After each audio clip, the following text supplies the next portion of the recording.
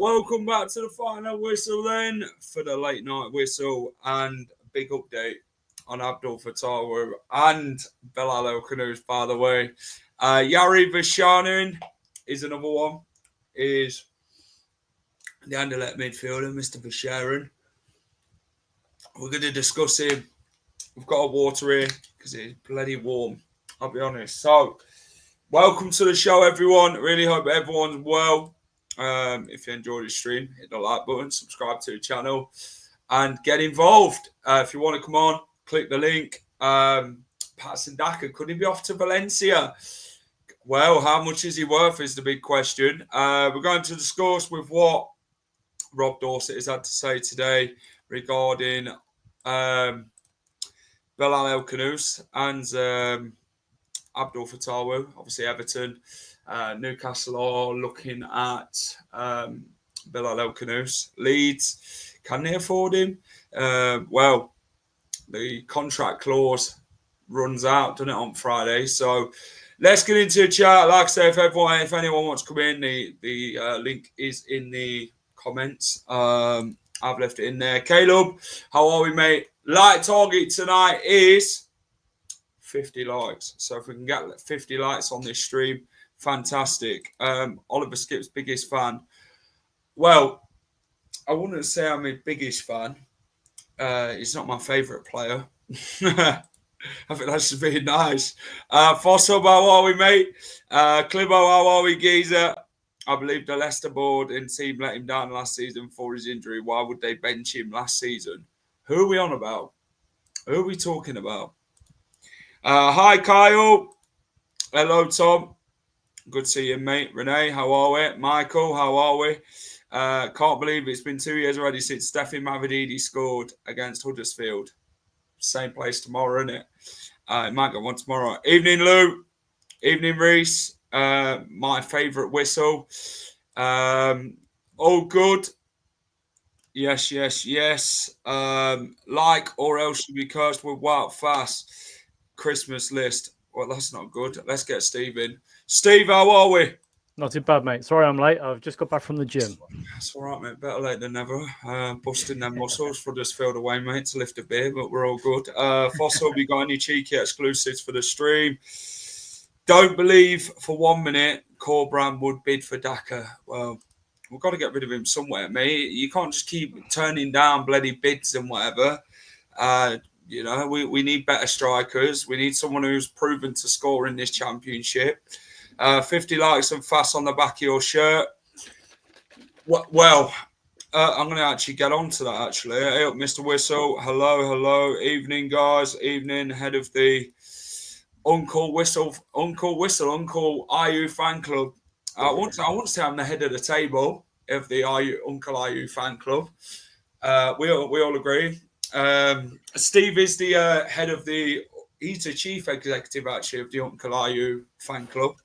I'm turning around. I'm checking on EFL for scores at the minute. Hey, I've got it on. Uncle IU will be proud. I'll be fair with you. He'll be watching this thinking, you know what? At least I've got one fan at Leicester City who always believed in me.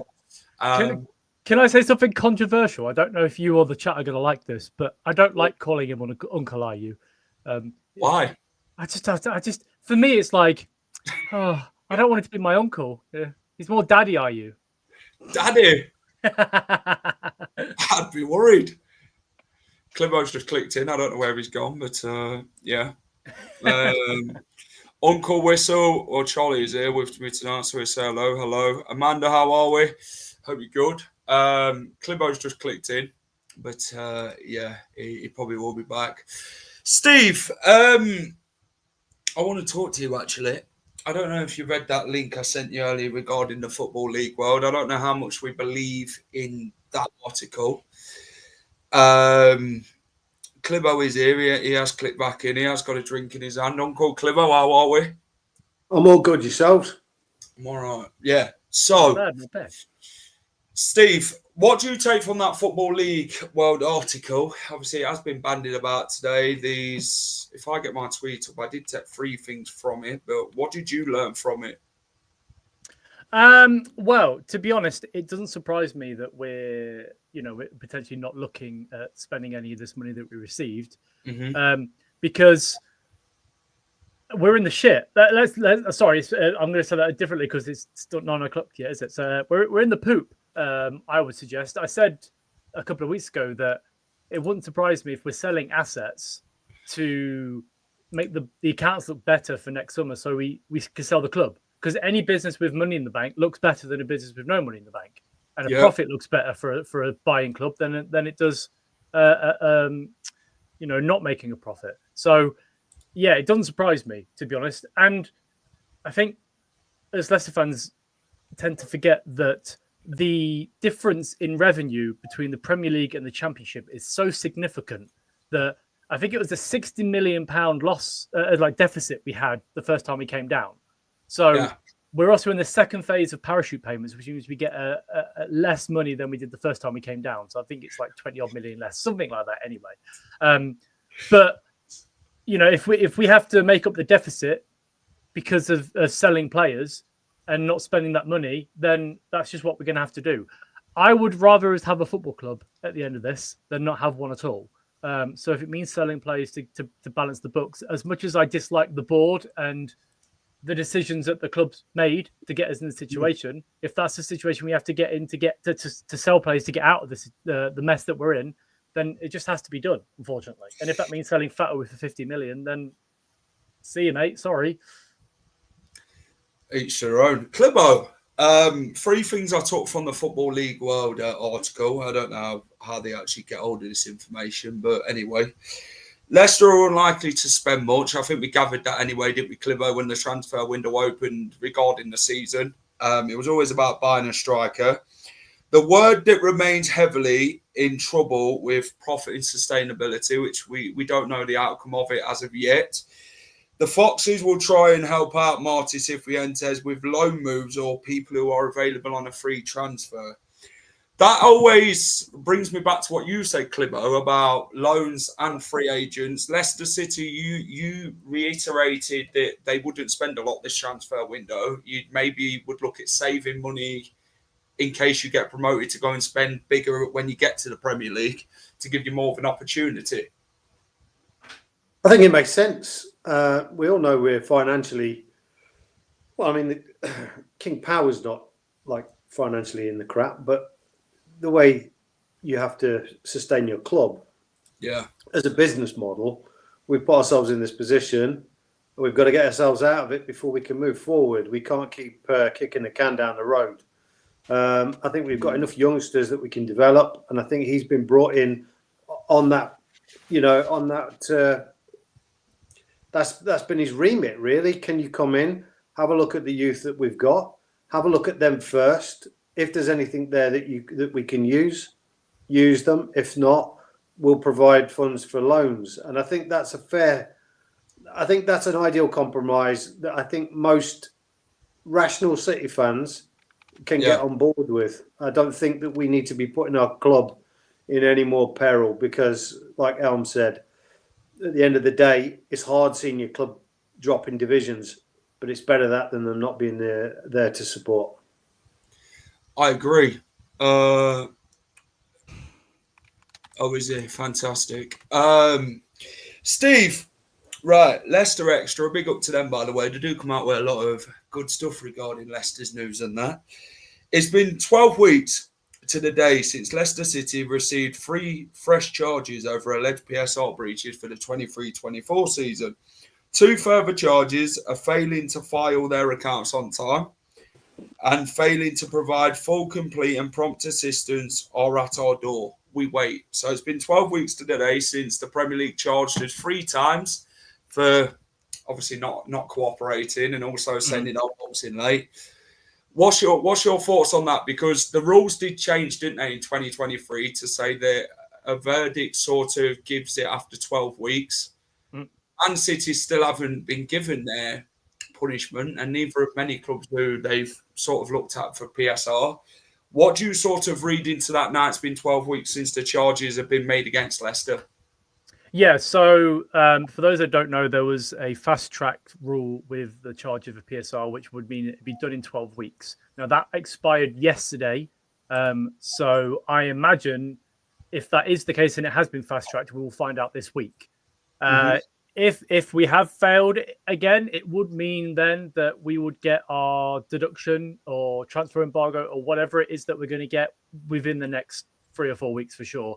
I imagine with litigation and potential appeals and stuff, it will be dragged on until after the international break, which if that happens, great. It means we can sign some players for the end of the window, potentially. But yeah, I mean, if we have failed, and you mentioned Man City. So the issue with Man City is that is spread over, was it 10 years, 11 years? There's a lot of documents that they had to go through to find a ruling for that. And I believe that it's all pretty much been done. We're just waiting for the announcement of what's actually happening with it. But the problem with Premier League, and we found this out ourselves, is that if a club can exploit a ruling and they find a loophole, they will find it. So the Premier League need to make sure because they will come under serious pressure if they're not found to be punishing Man City enough, especially from clubs like us, Newcastle, Villa, Everton, Forest, who've had a deduction. So they want to be crossing those T's and dotting those I's and making sure everything is sealed and, there can't be any sort of repercussions for them. So, yeah, it is a completely different case to Man City, unfortunately. People mention it in cases like Forest and whatever, but it's just not the same. And there goes back to like signing young players at the age of 14 and 15 for money, which you're not allowed to do technically. They have been doing it. So it's different. But yes, we should hopefully find out by the end of this week. I don't know if that will be the case because it's the Premier League and the EFL and we're Leicester and we like loopholes. But fingers crossed we find out sooner rather than later because I would prefer to have it sooner rather than later because at least you know where you stand then. And then if it comes to the point where we have failed PSR again in, at the end of this year when the next sort of figures go in at the end of December, we moved ours, didn't we, to the end of June? Yeah. So, but I don't know whether or not we'll find out if we have breached again. We might get another deduction. So I'd rather get one now if it is the case, and if we're going to get another one, get it in February, March time. At least we know where we stand before the end of the season. Clemo, what's your thoughts on the 12 weeks since the Premier League have charged us 3 times? Well, we're not guilty yet, because they haven't actually come out with a verdict yet. So they have got to find us guilty, Clivo, before handing any sort of punishment out to Leicester City. Obviously, they have linked up with the EFL, haven't they, the Premier League now, to make sure teams can't use the excuse, well, we was in that league last season, well, you can't touch us type thing, like Leicester did before, to get through that loophole. What's your initial thoughts on it, Clivo? It's like everything else. I'm not very patient. It's a well-known trait of mine. I'm very impatient, and I get bored really quickly. And I'm very bored of this very quickly, and I'm impatient for somebody to come out and say something.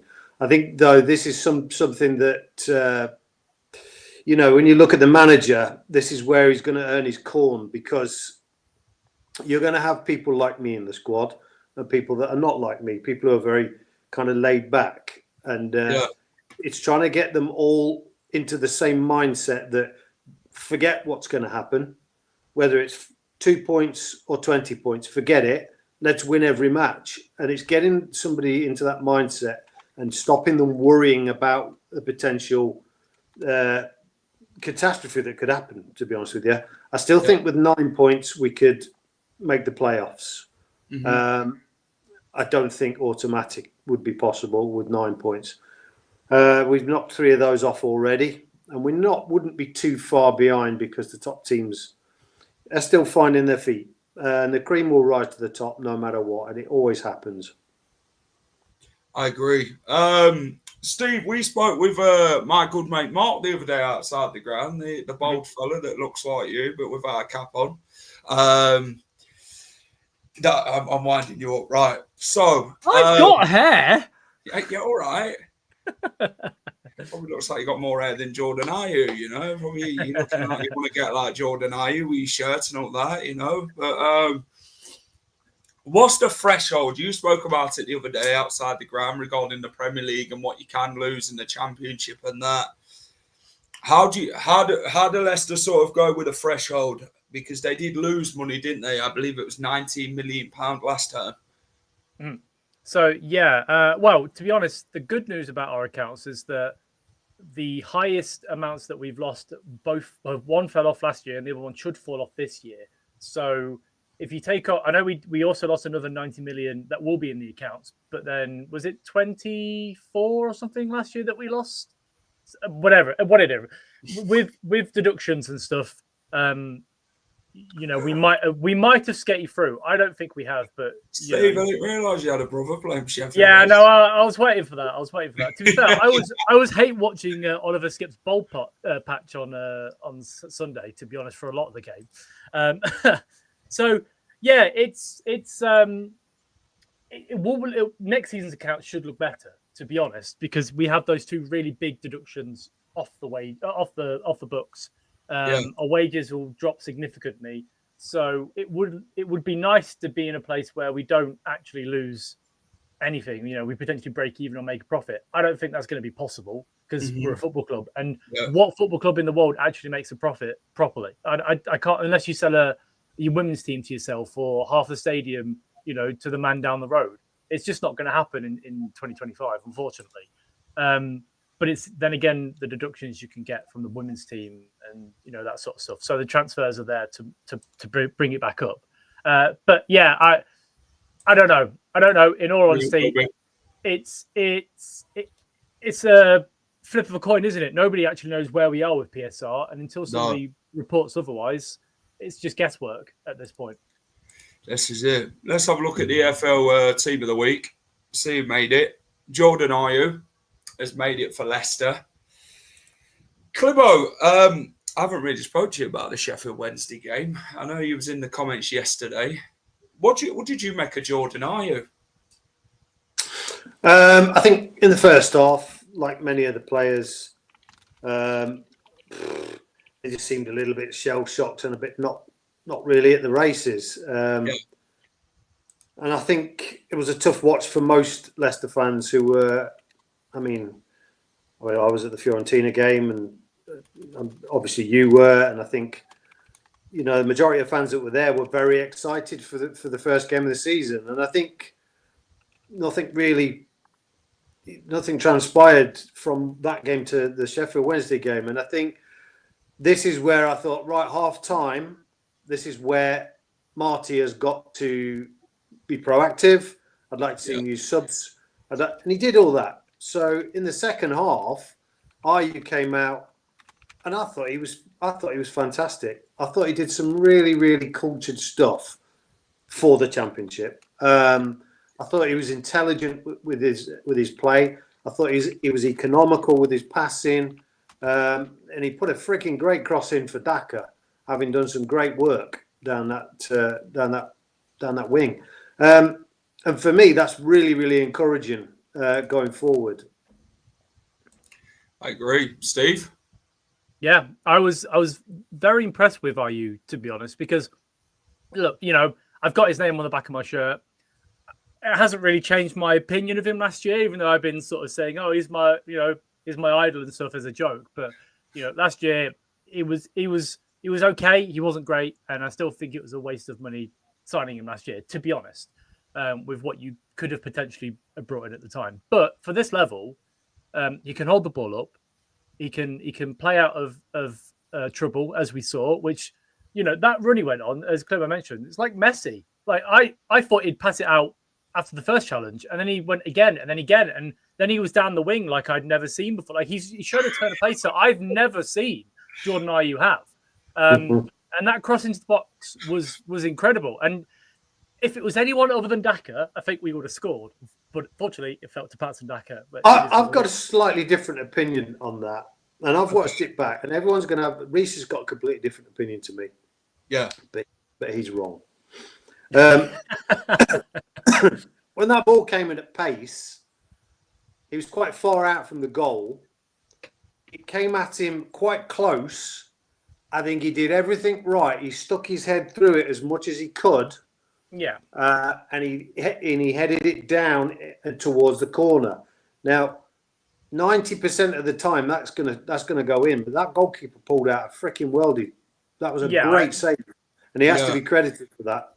Yeah, I agree. Actually, like, you know, the save he made, we all sort of spun around to look at each other to be like, what the, you know, did he actually save that? So yeah, I agree. Like, okay, a bit harsh on Daka, to be fair, but yeah, I think if Ayew can put in those sort of performances, then, you know, he quite easily scored 10 plus goals this season, if not 15. I think so. You know? I think so too.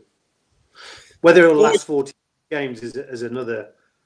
We've got to manage him like we managed Vardy. Boys, I want to talk to you about formation. Two different formations were played in the game versus Sheffield Wednesday. He did stick with the 4-2-3-1 to start off the game. And then second half, he went for a 3-4-1-2. He's proved pivotally that he did do that at QPR. He changed it to two different formations. I think the 3-4-1-2 he never really used at QPR. I think it was more like a 4-4-2 potentially. Versatility. But Cliver, what did you make of that? He is a very proactive manager, you know. When things are going wrong, he changes it quite quickly, like he did with bringing Harry Winks on. But he sort of found a formation that really worked to his effective. He brought Fass on because he thought, okay, we need to move the ball a bit more quicker. Fass is probably a quicker defender in moving the ball. But what do you sort of make from Marty's changes in formation? I think one of the frustrating things as fans, and I think we can all agree on this, is that we're all great managers when we're sitting watching it. We all know what should happen. That man is too slow. He's not picking up his man. He's getting left on his own. We can all see that. We all saw it last year with JJ, and we all knew what should happen. Quite often, that doesn't happen, and especially with Leicester managers of recent. So, for me, it was about the anticipation of what is he going to bring? What is he going to do? And he did it.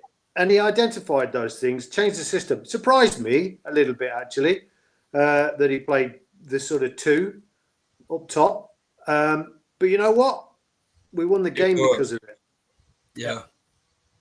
Will he do it? A lot more attacking instrument next week? I don't think so. I think he'll go back to his original format next week. He's starting, and then change it, adapt it as we go. I think that's the other thing about the performance. The Leicester fans players are going to have to get used to rapid changes of systems, and they're going to have to get really drilled into those systems.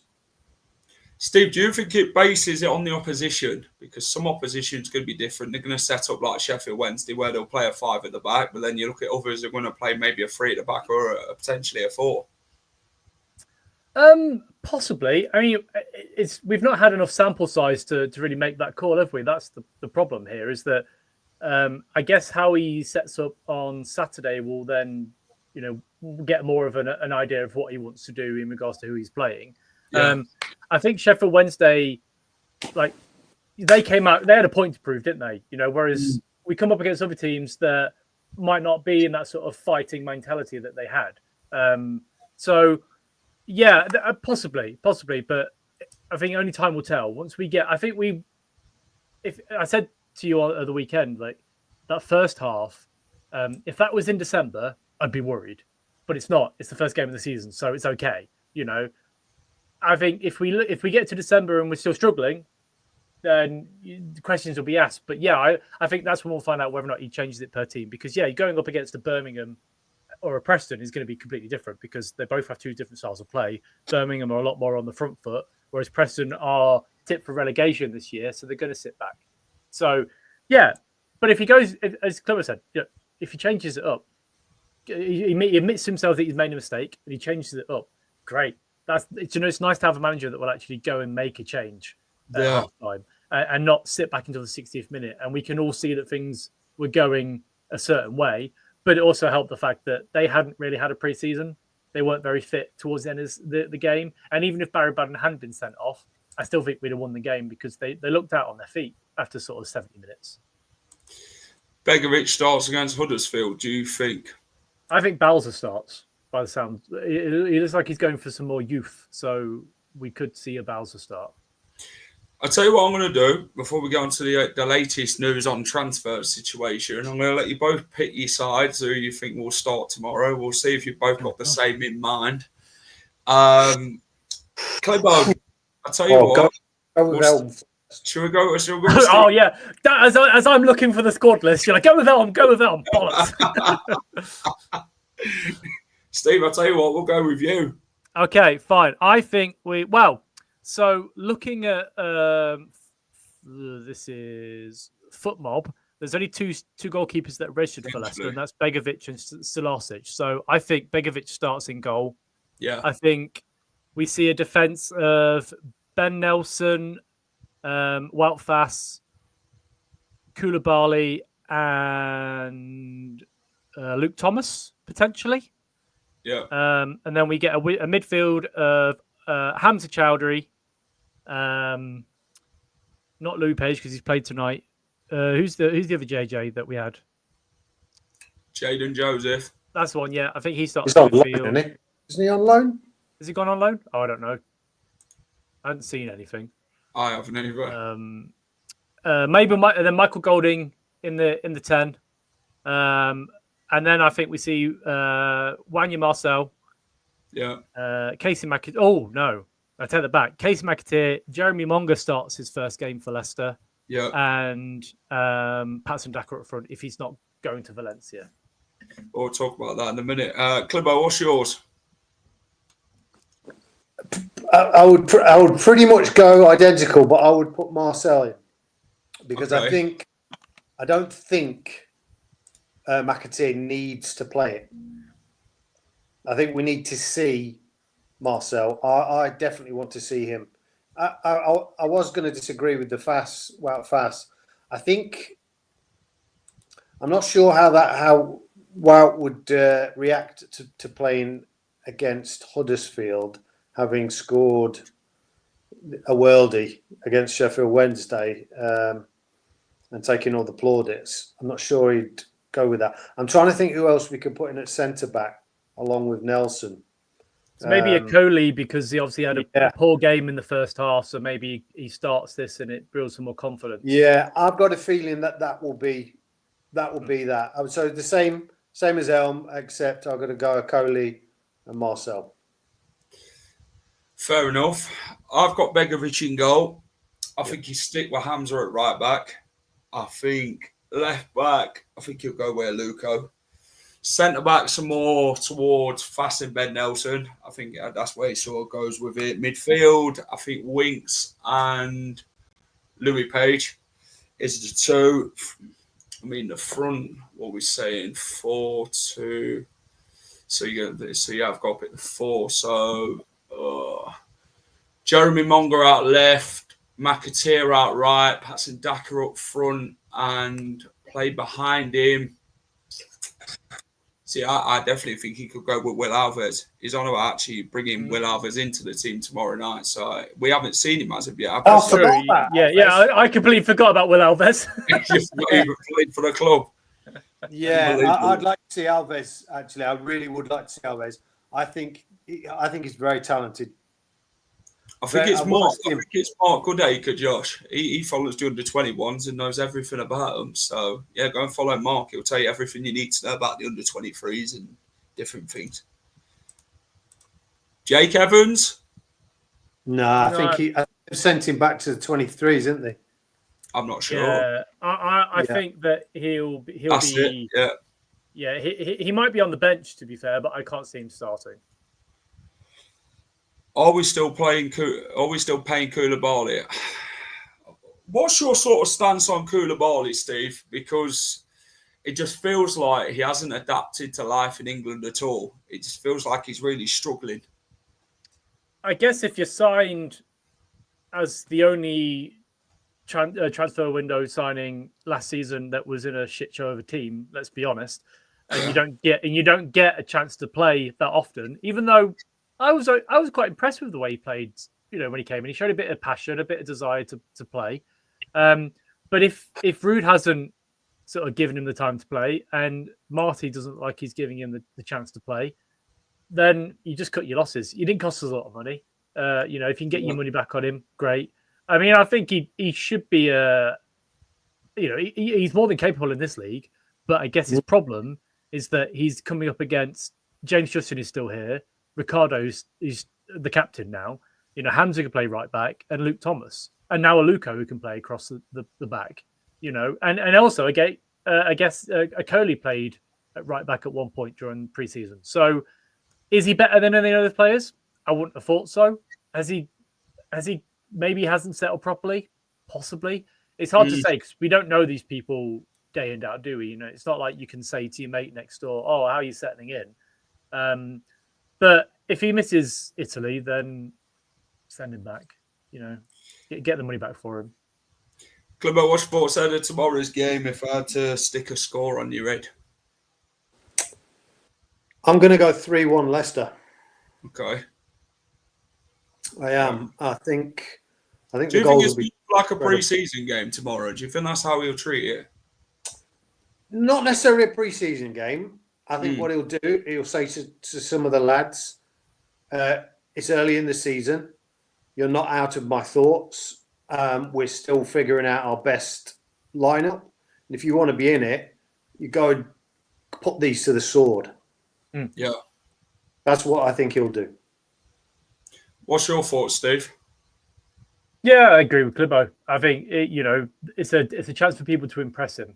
Because the first half wasn't great, and if he might not be set on certain players after that first half. So it could be a chance to impress him, and you then get in the team for Preston or get on the bench for Preston and go from there. I really don't think we should be sort of signing off on any player saying that they should be gone unless they've gone at the end of the day. Everyone needs to be, because we don't know where we're going to be at the end of this transfer window. So you can't cast players out now and then bring them back because they haven't been sold. So you got to include them all and hope that if they impress, great. We might end up losing tomorrow. We might end up winning. Who knows? Depending on the team that plays. But it can't be worse than the first half on Sunday, can it? Let's be honest. I agree. I'm more. Do I think Huddersfield will score? Tell you what, I'll go 2-0 Leicester. Tomorrow will be a tough game. That's what I mean. You've got to sort of look at it. We're not going to put our strongest side out because we obviously want to progress more in the Championship against Preston at the weekend. So we've got more of a understanding game. Looks like more like the under-18s than the under-21s tonight. Josh talks about 15-year-old Darren Mopsey. Played for the under-21s, another big prospect, which maybe we could get another Jeremy Monger. Surely with Nathan Apoku being 24, he needs to move on. Where is Nathan Apoku? I never got the hype with him, to be honest. We signed him, everyone was like, "Oh my god, he's going to be the new Jamie Vardy," but it just hasn't developed. We went out on loan. He didn't score a lot at Leuven. He came back injured, and he's not done great in the under 21s. So, 24 at this point, if you've not really made your first team appearance for the club, you're probably not going to. So again, another one. It's not worth him being here because he can't play for the under 21s every week. He's 24. Go out and go somewhere else. It's like when we had Jacob Blythe, the lad that came in, and he was all right, but just not good enough, unfortunately. Yeah. Right, let's go on to transfers. I'll tell you what, we're going to start with Patson Daka. The Zambian, apparently the Valencia have been negotiating the signing this last weekend. Same representative agency is Ugrinic, Tarega, Pepelu and Kamert. The centre forward, well, they're saying that one could be very much getting done. What's your thoughts on this one, Steve, regarding Patson Daka? The last time he got linked away with a move was Bournemouth, which fell through on deadline day. Yep. How much would you sort of value him at in Valencia? Do you think it sort of could happen? Do you think something could really come at this? Do you think it'd be more of, if he isn't in the team tomorrow night, then we sort of think, you know what, this could definitely be on? Well, it's not really worked for him at the club, has it? And if Valencia are interested and we get 4 or 5 million, then yeah, sell him. You know, at the end of the day, he's had enough chances at the club to cement his place, and he just hasn't been good enough.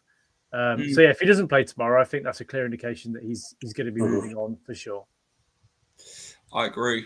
Clibbo, what's your thoughts on Valencia wanting Patson Daka?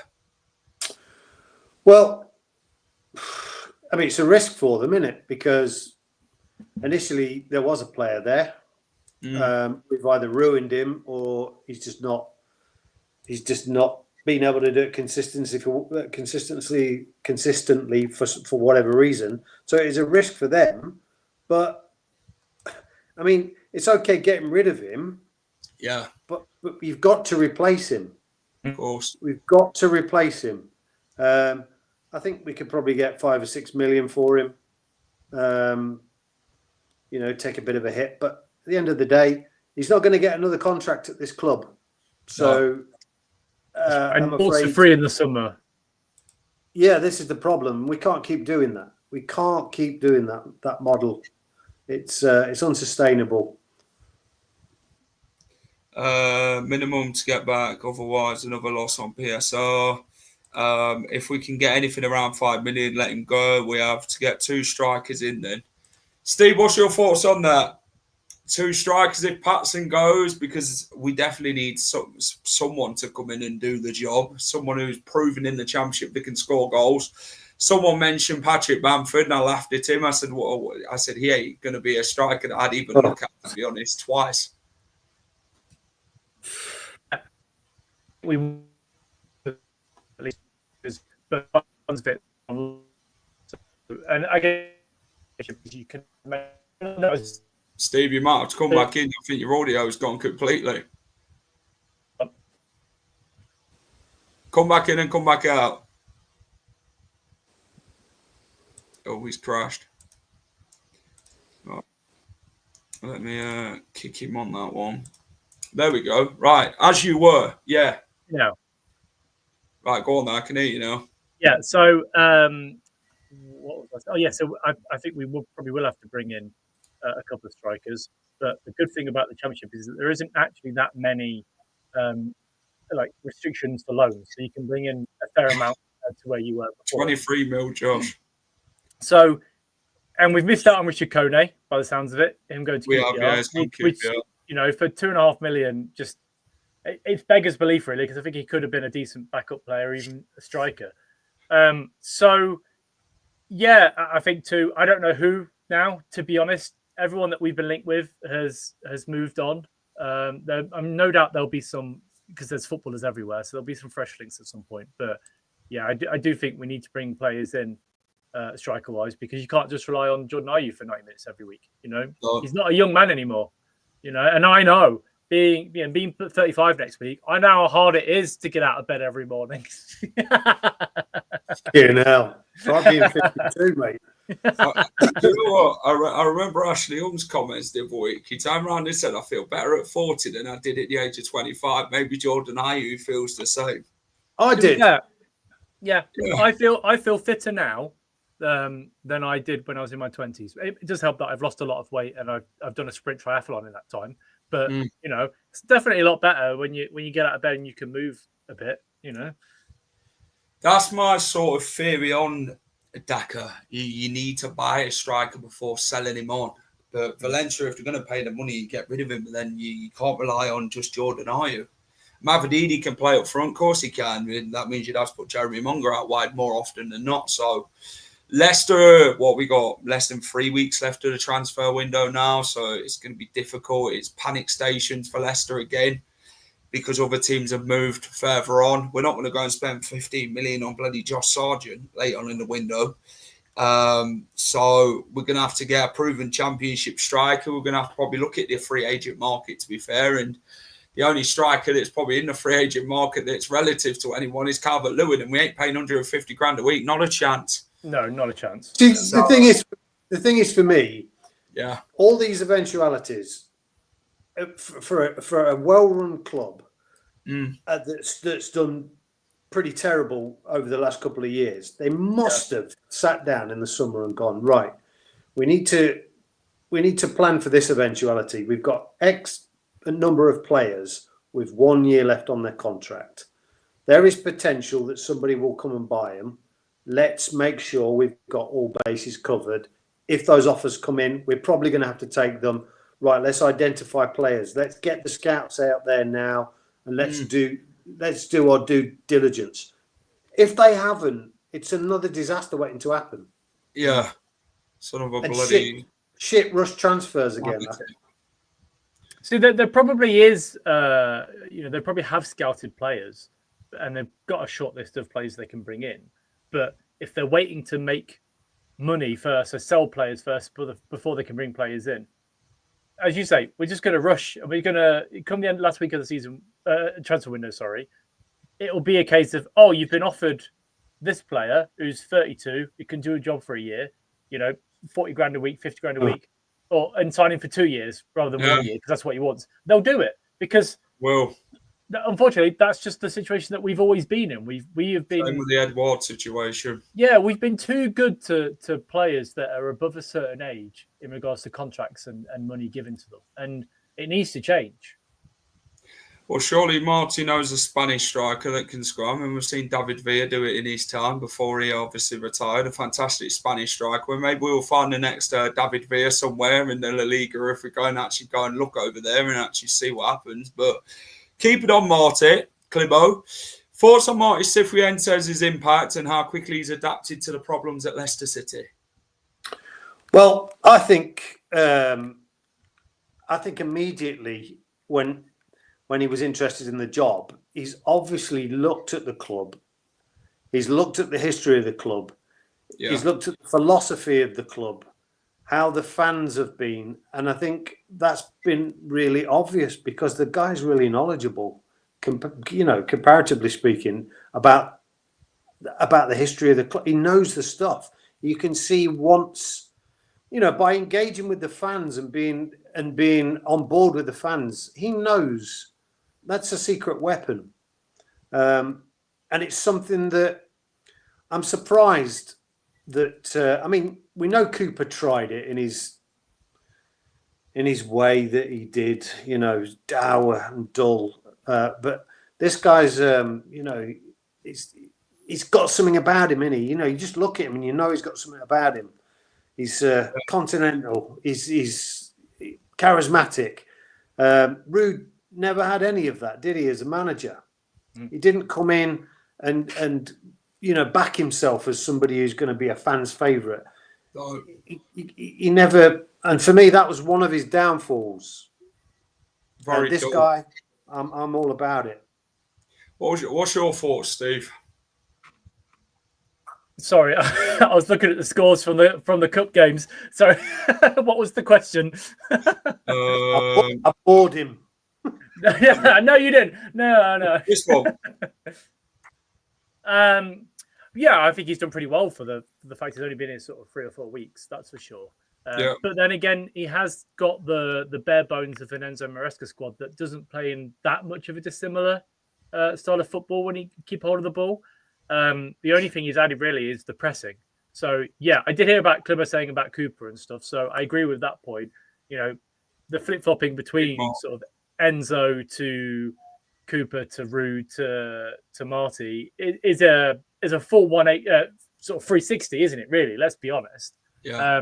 But yeah, adding the press into it is great. And we saw on Sunday that when they do press and they get the ball back quickly, we can make chances, and that's great because I do not want to see a team.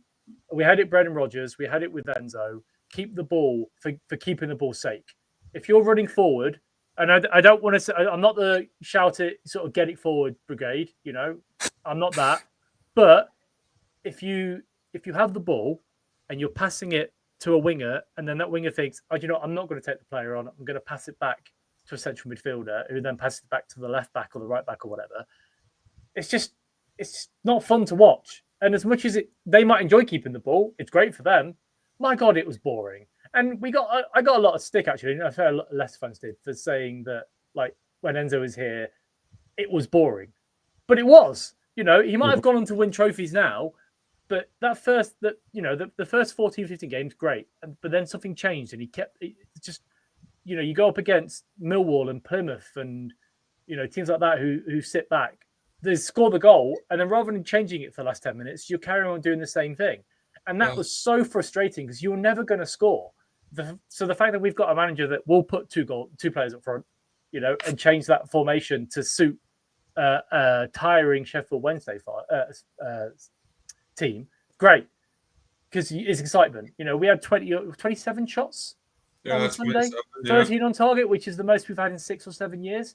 That's what we want to see, because the only way you're going to score goals if you take shots. If you take shots, you'll score goals. He seems like a very down-to-earth bloke. You look at it here. Yeah. I appreciate his lap on the pitch on Sunday. Nice touch. That shows that he wants to build that relationship with the fans, and that's the first part of the structure. This is what he needs to do. Something Van Nistelrooy didn't. Steve Cooper didn't. Well, Steve Cooper weren't really allowed to, was he? Let's be honest, with his Forest links and that. Leicester were at none of that from the start. But then he goes on to say Cooper and Van Nistelrooy want a season of managerial disasters, which you can't really argue against it, can you? It got worse for them, even worse. So Marty is a down-to-earth bloke. He wants to do everything. We always thought we needed a manager to get through to these players, to get them on side, get them doing what other managers should have been able to do with them. And he's done that. He's built that relationship. You talk about Vestergaard last season, frozen out completely, walked his dog around the training ground. Marty's like, yeah, we're not having none of that. You either do what I want, and then we go forward with it, build that relationship together. And then Harry Winks is the same. So Rude, you can understand why he frozen out a lot of players last season. Maybe he could have handled things differently, but then I don't think he had the control of the players at all. It just feels like Marty has. He knows what he wants and how to get it at training ground. He wants a side that's going to work hard, play for the badge, and dominate games, which he spoke about. He learned the culture of the club, the culture of the city, and his philosophy is second to none. How many times last season, boys, did we ever see players getting in the box or getting into the opposition's side of the pitch? We didn't. We were too defensive, too approachable in wanting to pass it back to the goalkeeper more times than not. So how good is that, Clibo, that you actually see us more on the front foot and actually want to get forward a lot more, and you see 5 or 6 players in the box and you think, you know what, we actually look like we want to score him. We're actually getting crosses into the box, Clibo, when Christensen weren't doing that last year. Well, I mean, I don't think Christian knows how to cross, to be fair. But, I mean, I think the whole mentality is where the shift has happened. Last year, we looked visibly scared to cross the halfway line. Yeah. And we were always looking to pass back or sideways. This year, that mentality has changed. And one of the great things for me, obviously, you know, one of my favourite eras was the Martin O'Neill era. You know, for me, it was the start of just great things. What we saw was defenders scoring goals. And it was great to see 2 defenders scoring goals this week. When was the last time we scored from a corner? Oh, I think our corners have been shocking for years. Yeah, they have been. I genuinely can't remember the last time we scored. I can't remember the last time we had a consistently good corner taker. When did we? Last time, I know Wout Fast scored last season from a corner against Fulham. Well, I mean, like you can pick 1 or 2 out, but when we had the likes of how many corners did we score from last season? It wasn't many. We didn't score many last season, so I don't think it was a lot. I don't think we had many corners, did we? I think it's Fast at Fulham. Right. Was the last time from a corner, and Wout Fast scored again from the corner. That was our first corner goal last season as well, under Steve Cooper. Wout Fast at Fulham. It'll be our last corner goal this season as well. Appreciate that.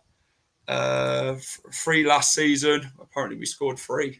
Bloody hell. Oh, yeah, set piece. We did score with Caleb Okoli at Brighton, if you remember it. Ndidi scored a header at Chelsea as well. Jesus Christ. I'm not sure. I know he scored a header against Chelsea, but that last season, I think I've just got this ability to wipe stuff from my memory, you know. Yeah.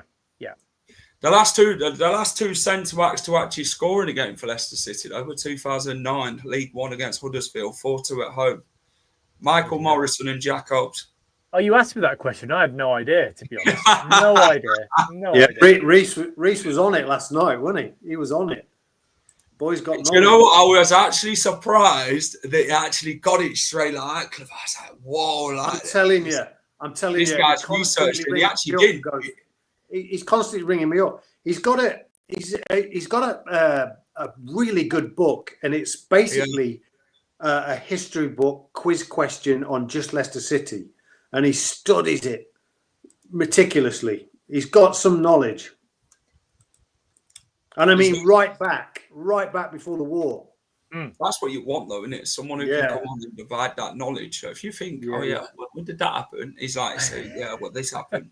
What's the latest on strikers? Nothing at all, to be fair. Patson Daka. But we're going to move on to this man, Yari Verschaeren. Cole, Leicester, Werder Bremen have all inquired the conditions of exploring a possibility of a deal for I think his main positions are centre attacking mid. That sort of questions me with Bilal. He can play right wing. He can also play more versatile. He's out the Belgian league again. He does play for the Belgian national team, by the way. So he's a mate of Wout Fass's.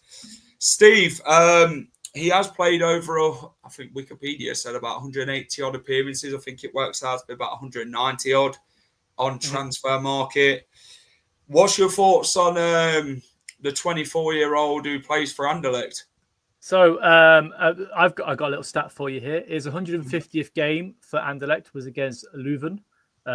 So a little stat for you. I actually know a lot about Yari, mainly because he's a Football Manager wonder kid for the last 4 years. Wow. I've signed him a lot. Let's say that. He has been injury prone. He's had a fair few sort of serious injuries, so that could be a problem. Fantastic. But he's 24, and if we can get him for a decent price, I think he'd do all right in this league, and he'd do well in this club, in this team. Sorry, that's for sure. And if it's the Bilal replacement, he won't cost a lot. He'll probably cost 4 or 5 million, if that. He'll be on 20 grand a week, sort of signing fee. And I mean, we've had players that have come from the Belgian league that have stepped up pretty well. Wilfred Ndidi, Bilal. So by all means. Less about Dennis, to be fair. But when I saw the name linked, I was like, oh, hello, here we go. But then I realized that he's 24 and he's not the 16, 17-year-old that I signed 6 or 7 years ago. So fair enough. He seems like a very good player. Well, take out the injuries, he seems to have done quite well in the Belgian league. You look at Wilf, what he produced for Leicester in 8 years, Bilal, and what he did in a season for Leicester, how good he is with a higher ceiling. So maybe we sort of look at in these other abroad now and think maybe we can pick up these hidden gems. He is 24. It's better than picking somebody up who's 32 at this point because we don't need older players. Keep it friendly in the chat, guys and girls. Yes. Boys, Clib, I'm going to start with you. We'll mention one name before we mention the other.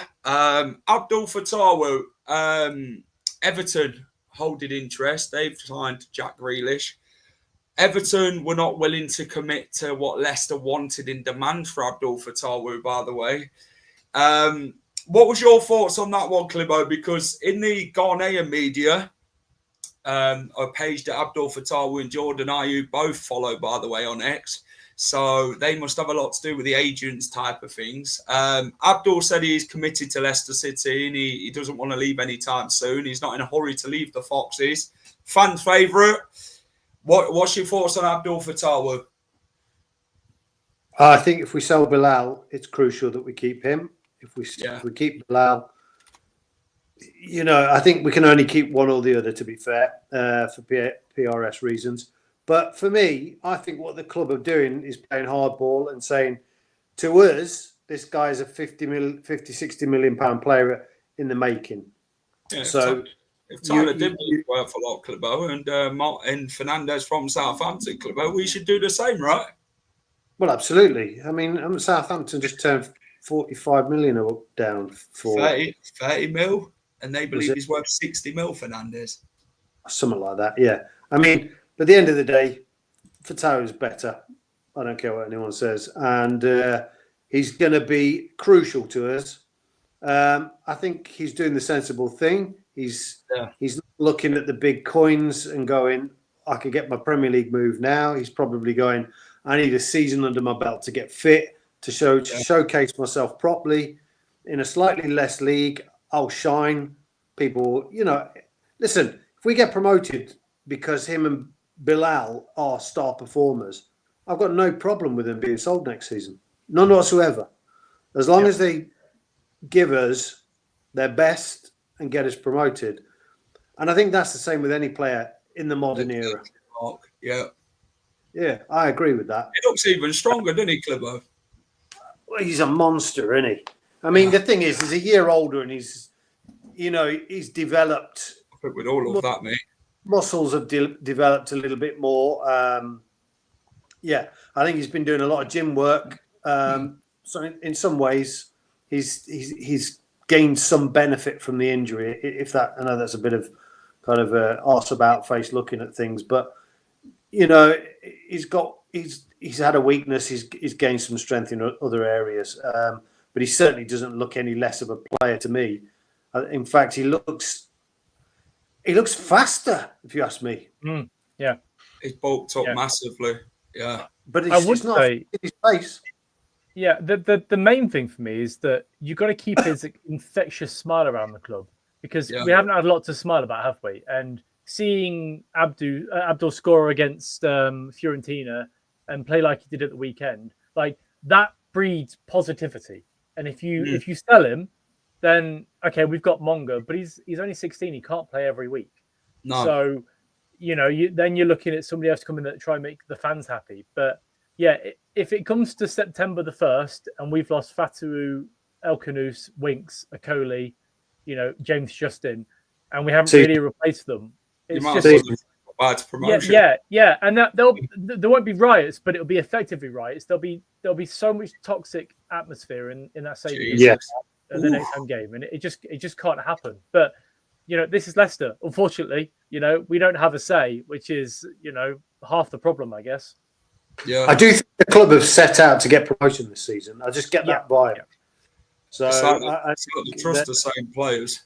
This is what I said earlier. The same players are being trusted here. They're like, we don't have to spend much this transfer window. We can we are going to probably bring in a striker. It's when's going to be the answer, and that's probably where they only really looking to bring in, because Begovic, they knew Mads would leave at some point. Which has happened. So Begovic has come in. It's understandable that you do bring in another goalkeeper. But Fatawu, he's committed to his football club. He's happy at Leicester. He said it. He loves his football club. And that shows dedication. And how many players do you look at, Clibo, and you think you want a lot more like players like Fatawu? You look at Jamie Vardy, what he did, 13 years at Leicester City. Love the club to bits. Obviously, it come to a time at the end where we did have to let him go. But hopefully Fatawu is one of them that he does see a career at Leicester, and maybe when the big move does happen at the right time for him, we can get the big bucks and it'd be the next biggest thing, because that's what I think he's going to be onto at some point.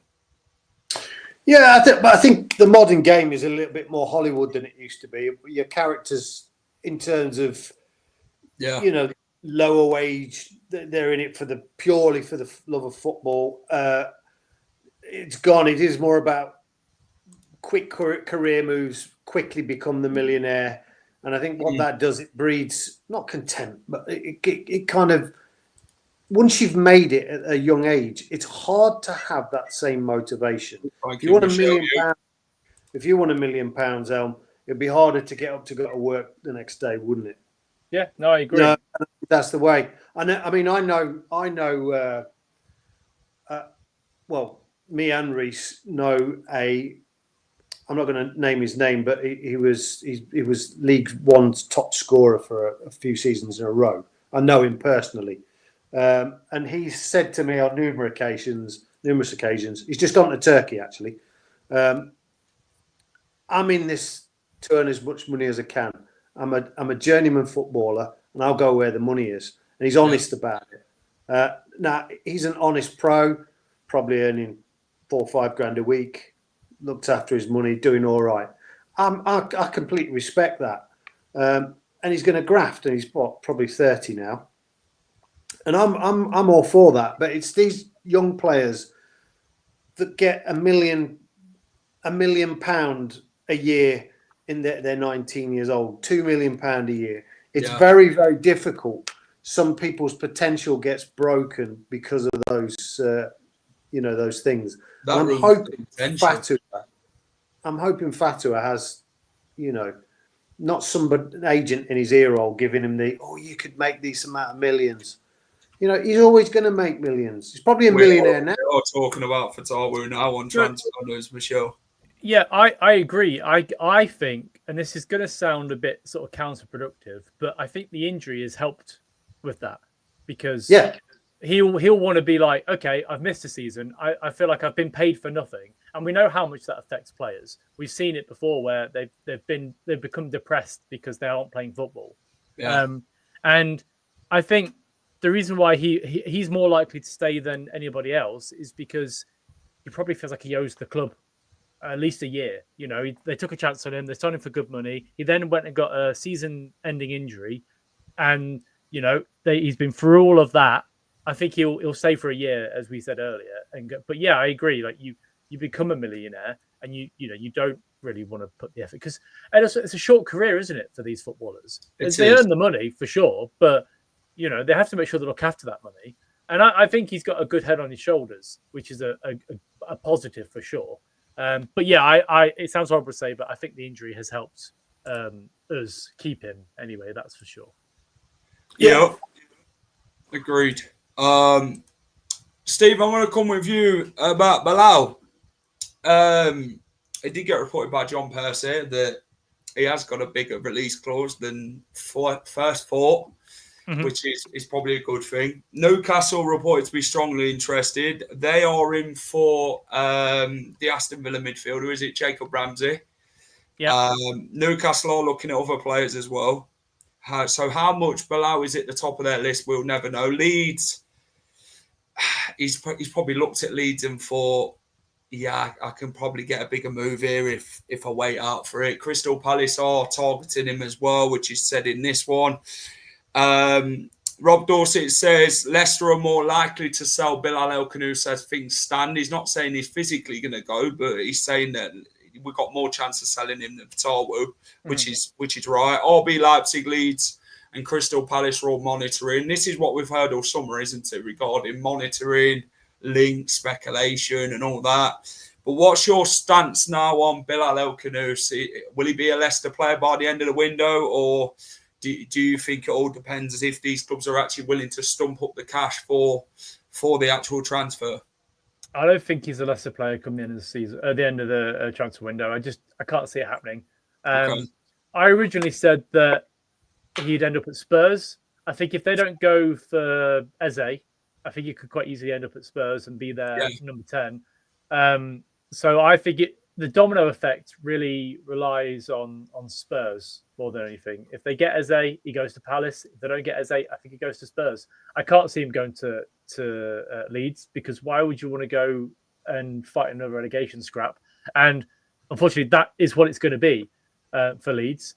And he might go to Germany, but I think he wants to stay in the Premier League. That's where the money is. So, if it's 30 million with all the bits included, great. Take the money, reinvest it if you can. But yeah, I can't see him going to Leeds, possibly Newcastle, but they've moved on to somebody else. So my bet would be Palace or Spurs. And if he'd be a good fit in those teams. Well, they've got till Friday And if nobody's willing to do it by Friday, they're in the same position as the Amari Hutchinson one, where that one ran out in the end with Brentford, and Brentford didn't want to pay any close to the valuation. Maybe these teams are the same. Like, do we want to pay over 30-odd million for a player and risk it this season? Or can we get someone else for cheaper who they think's better?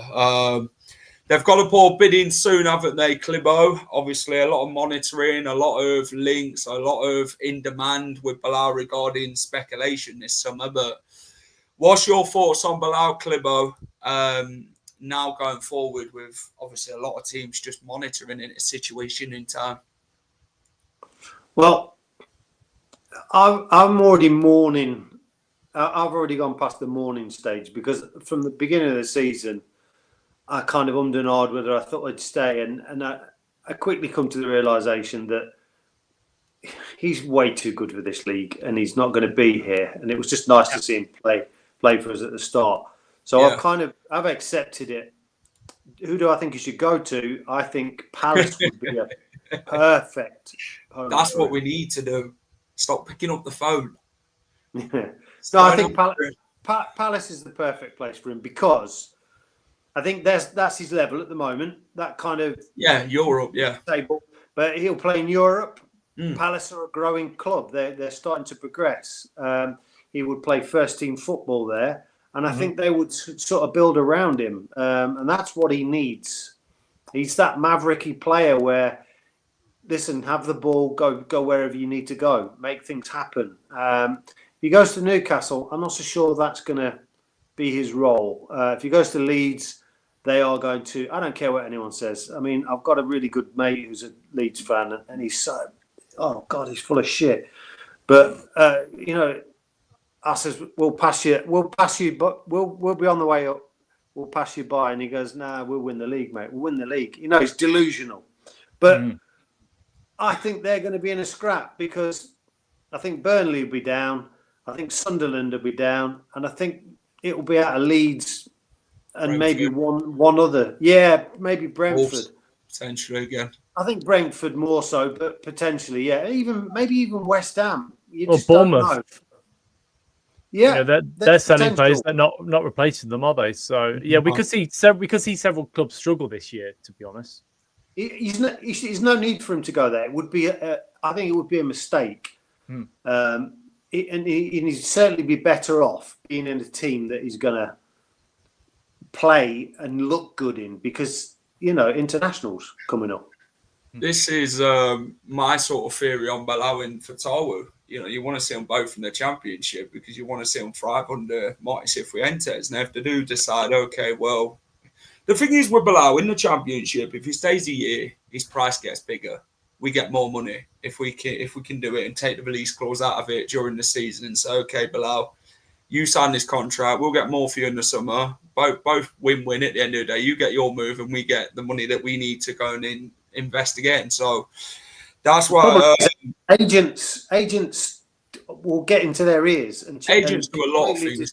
What you've just said. It's all around money, Clipper. That's what it is. Yeah, that's it. Is even agents that aren't related to Abdul will try and get in his ear. There's been loads of stories that. The clubs get phoned up and said, "Oh, are you interested in this player?" And they go, "Yeah, sure." And then they can contact the player after that. So, it's a crazy. How many likes we got on the stream tonight, Steve? We are at, I think we're at 50. Let's up it. 49. We're on 49. Let's up it 70. Thoughts on Are You on Sunday? Yeah, I thought it were good. I probably thought it were man of the match, in my opinion. Yeah, I gave it him. Yeah, I gave it him. I'd go over Are You over Winks based on the whole game. Like, Winks came on at half time, did the job. Jordan Ayew did the whole game and did bits. If you was Marty, who would you want to sign? It's a good question. We're not going to sit here and be stupid and say Mbappe, Messi, Ronaldo, and everyone like that, because that's how deluded we are when it comes to games like EAFC and Football Manager. But if you had to sign one player or a position, where would you go with it, Steve? Is this based on signing or selling anybody? Sorry, or selling anyone? It's who you'd want to sign. So if you had to be realistic. Okay, so I'm basing it on the fact that we are going to be selling Bilal El Khannouss. For me, oh god, you put me on the spot again. I usually go blank when you get put on the spot. I'm going to give you one that is completely out of the ordinary. It's not going to work at all. But I would take Bruno Fernandes. There you go. If you had as much money in the world, I'd take Bruno Fernandes. Then it gives me time to think of an actual one that we can sign. Okay. I'll take Steve Howard out of retirement. So I know we can score already goals. We need a goal scorer in the Championship, and he's proven he's done it. Clibbo, what about you?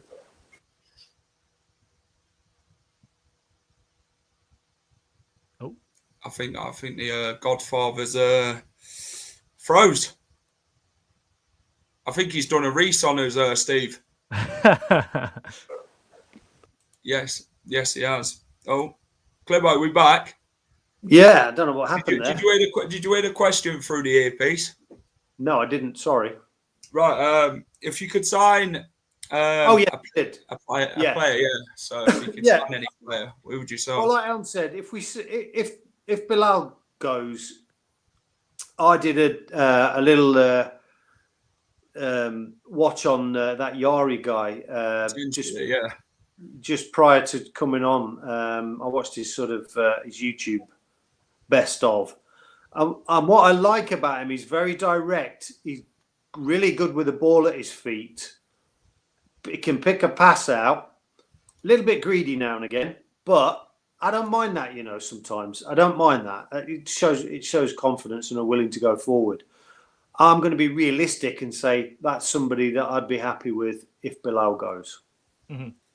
Clibbo reminds me of The Undertaker. Jesus Christ. If the lights are going to go off anytime soon and my Wi-Fi goes off, I know why. An Undertaker? Jesus. He's about a foot taller than me, for a start. For a or do I look player, dead? For the actual player that I think is realistic, I mean, you've got Peck at Sheffield United. I think he'd be a great signing. I don't think he'd come to us at this point. There's Tyrese George at Chelsea, who did well in the Europa Conference League, but again, probably won't sign for us. But Finn Azaz would be a decent player at Borough. He's decent sort of cam. He'd fit the system pretty well, and he wouldn't cost a huge amount. Joe, what would your price be for Bilal and Fatawu? Fatawu about 150 million. Bilal, well, we've got a release clause, haven't we? So we can't really do it until we check if we change his contract, which would be the ideal situation for Rudkin to do before this transfer window ends. To sit him down, get a new contract signed, and go from there. Rudkin, if you're watching, go and do exactly as I've told you. Go to Seagrave tomorrow, offer him a new contract, and go and give him the wages that he wants. And we're happy. Go and throw the checkbook at it. Just tag me in the post, Leicester City, when you've actually gave him the new contract, so I know who said it. What happened to Akoli on Sunday? Struggled at times, looked great against Fiorentina. I thought he struggled, Clibbo. Who's that? Caleb Akoli. I don't think it was his greatest game at the weekend. I think you're being kind, mate. I thought he was rubbish. Yeah. And that's a shame because I've seen him through pre-season and I've been nothing but impressed. So I'm not going to judge him on one bad game, but I'll say how I see it. He was rubbish. I thought JJ was rubbish as well. He didn't look fit and he shouldn't have started. No. Agreed. What was your thoughts, Steve, on Caleb Akoli? I think he struggled. He came up against a physical striker, and I just think, he struggled. I'm not sure the partnership between Vestergaard and Akoli will work. Will be the actual starting centre backs that we go into the rest of the season with. Come sort of halfway through September, I think it will be Ben Nelson starting with either Vestergaard or somebody next to him. Unfortunately, he's got a lot of potential for sure. And I've said this for a long time, and if there's any younger lads in the chat, they'll understand this. I said he plays a lot like KSI, the YouTuber. And if you've ever seen KSI play football, Caleb Akoli is spitting image. He looks like the way he kicks the ball. I'm like, it just looks like he's never played football before in his life, unfortunately. But yeah, I think he just struggled. I think he just struggled. Thoughts on Thomas? He did all right. I think he played okay. It was a bit worrying first half. I think he broke more into it with the challenges in that second half. Thomas is one of them. He'll frustrate you for a bit, and then he'll improve a lot more as the game goes on. It takes him a bit of time to get started. And under the criticism that he got at Sheffield United and Middlesbrough, I think he's got a point to prove, to be honest. And I think this is how I look at Luke Thomas this season. He has to prove that he's the main starter and he's good enough to step in when it matters, when we need him. And obviously, he's a Leicester lad. He's a lad that will play for the badge more times than not. But what's your thoughts, Clibbo, on Luke Thomas?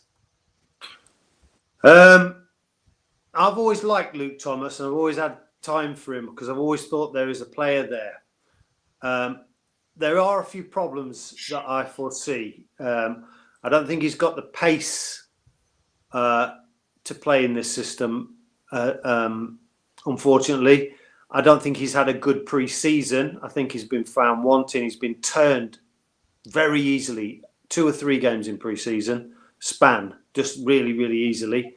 I thought he did. I thought he inverted at one point, didn't he? And cut in and then smashed that shot early on. I thought that's what he needs to be doing more of. But I don't think he's. I don't know whether that's in his game or not to be doing that consistently.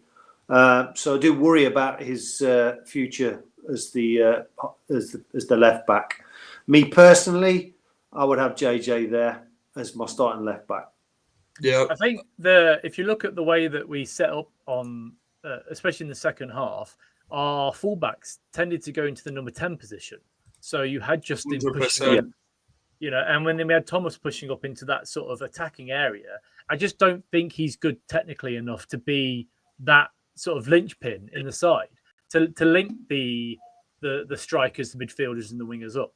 And I think Ricardo fits that system perfectly, as we know. And I think, I thought Chelsea did well in pre-season as well. I watched a couple of games. Yeah, he popped up in nearly the striking positions at one point. Yeah, exactly. And if you've got, I agree with Clibber what he said about Justin as well. I think he could do that system quite well on the other side. But I feel sorry for Thomas because he came into the side during COVID and he hit the ground running, and we all thought, wow, we've got a player here. And that early pressure just hasn't helped, and since then he just hasn't hit the heights. And should have gone out to unload the first. And that's going to happen to players. You're going to overhype players and think they're really good, but unfortunately, they're just championship quality.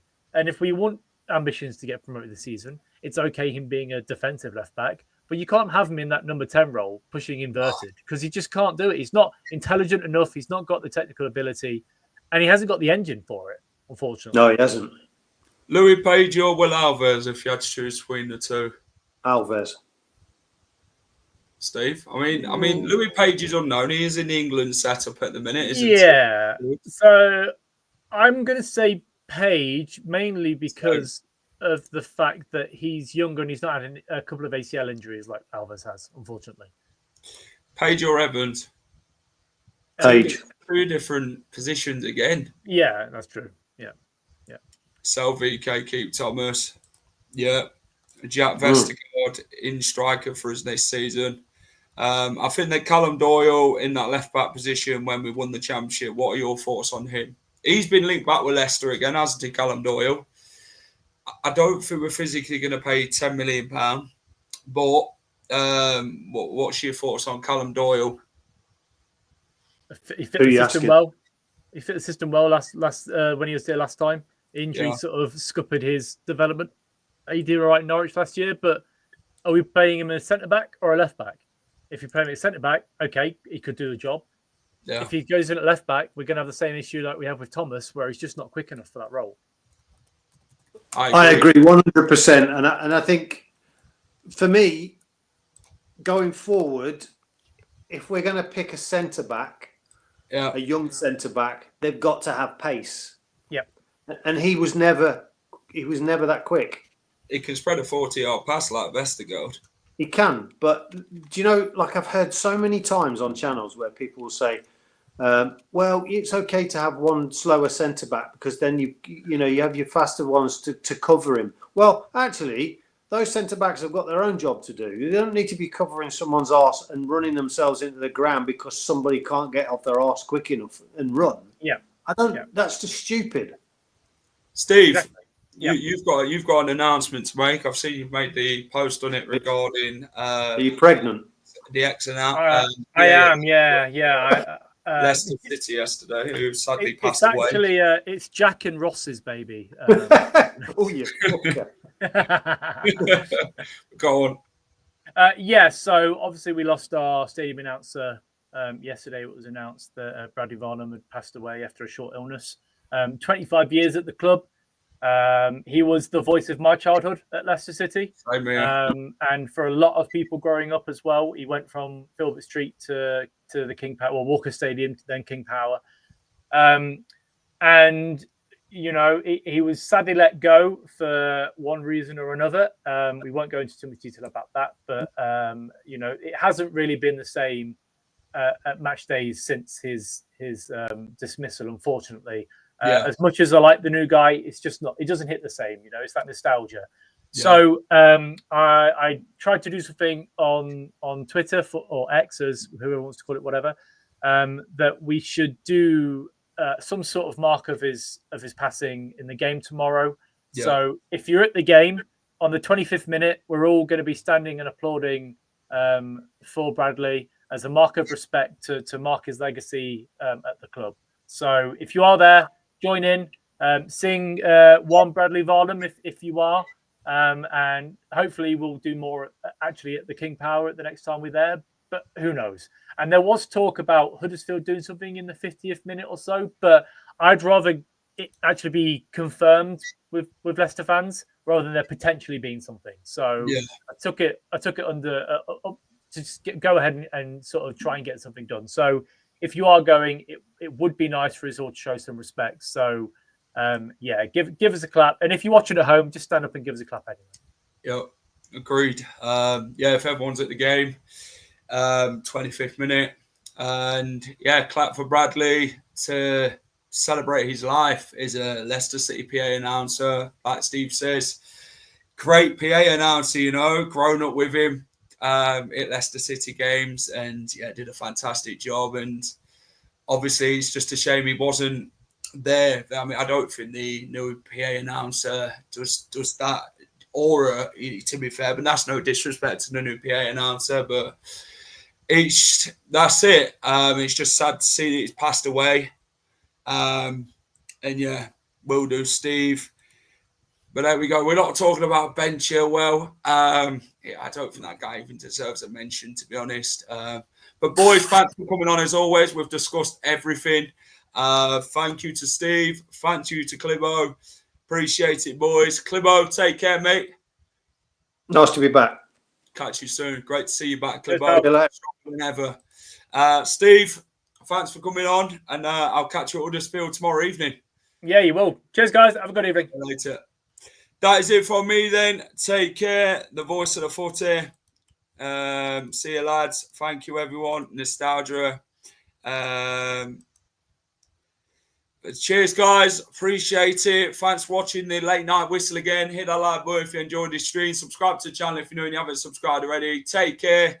Have a great rest of the night, wherever you're up to. And keep it the final whistle. And I'll catch you tomorrow for the match day vlog as Leicester take on Huddersfield in the Carabao Cup.